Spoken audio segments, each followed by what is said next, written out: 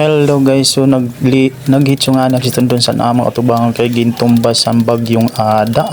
So yan na nga ni mga ka-idol, so naghapdi lang doon sa nako trabaho mo pala kay nakaundok bugto sa gawas ginuya ko pag-out ko san ako trabaho.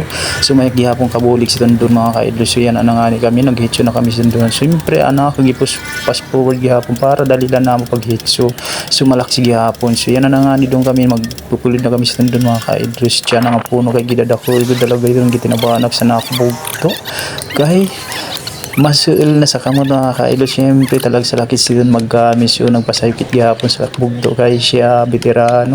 So yan na nga sigaw pakupak niya. Siyempre ako sa doon na nakaputot mang gihapon. So yan na nga ni baliktad na mga ka-idol yung dyan linggo. So yan na ang resulta sa namo pag hit. So thank you for watching mga ka-idol. Salamat, babu.